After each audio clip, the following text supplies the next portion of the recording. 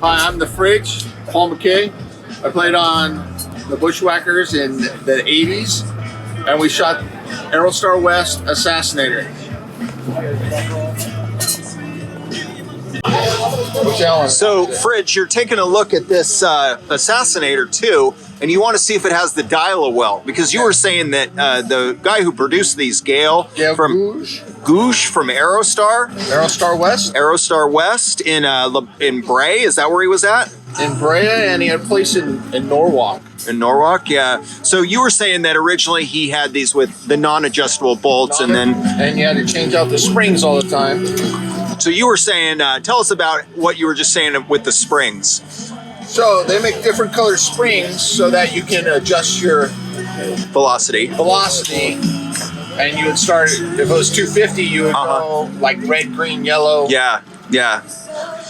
You'd work your way up. Red would be your hardest mainspring. Yeah. So you'd get your largest velocity boost when you put that one. You throw that behind your bolt, right?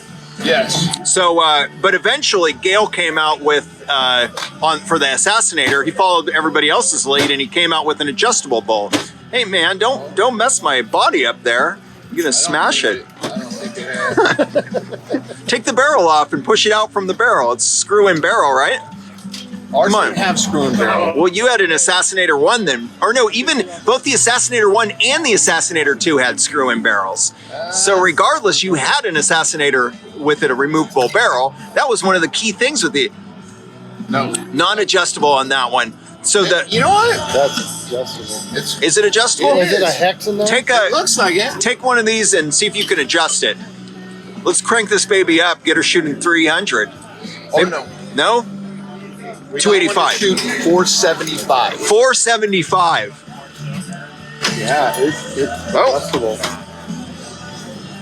So, like we were saying, the dial-a-well made a big difference because you could dial it up and get it right where you want it at 280. Yeah. For chrono on the field. Gotcha. Huh. So tell us a little bit more about the Assassinator and how you guys use them on the Bushwackers.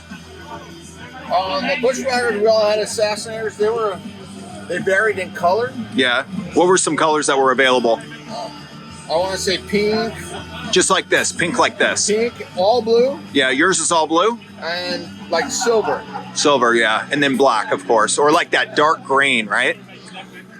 You know, I've never seen the dark green one. It's like almost black, but it's kind of like, maybe when it fades a little bit, it turns into a green.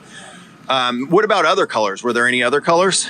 No? That's it? That was the full range. And so, was there Assassinators? I mean, was there an Aerostar store in Bray? Is that where you said in Norwalk? Yes, and then in Norwalk too. So what kind of other products did Gale offer from the Assassinator line? They had their stocks, right?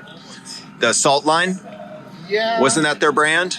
I believe so, yes. Yeah. And then did he have a connection with Gale? Like, you guys worked at Field Games, right? Yes. So tell us a little bit about Field Games. That was Gale's field? We worked part-time at Field Games as part of your contract to be on the to be on the Bushwackers. 1 day every 3 months. Oh. Huh. You had to volunteer. How many people do you think were on the Wackers at that time? Shit, up to 30. Up to 30? Yeah. So there was a good amount of people coming in and out. That was 10 men. And we'd have 2 teams, and then we'd have the extras that rotate in. Yeah, yeah. So in those days, they were doing some tournaments at Field Games also, right? Yes. What were some of the things? What were some of the things at Field Games that, like some of the defining attributes of the field? Like there was shot that would fall down from Raahauges, right? That's what people always talk about. Raahauges is right above it, and you shoot a trap.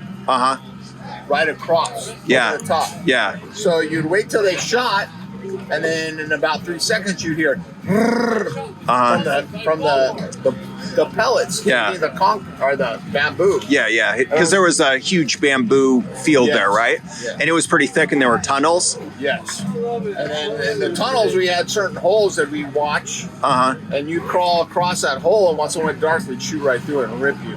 Oh, so you could see light coming in, and when there wasn't light coming in, you knew that somebody was there. Correct. And then in the old days, before chrono, I mean, they had K5 rifles, and those K5 rifles are shit like 400. Yeah, yeah. People would blast the. Believe me.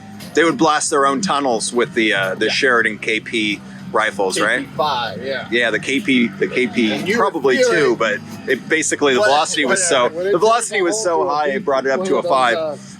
Military. Yeah, it rips a hole through the BDU, and you're like, oh my god. But yeah, they ripped the bark off the tree, so it crowned okay. Nice, nice, good to go. Look at that, a little lubed up with some rainwater, and we're good to go.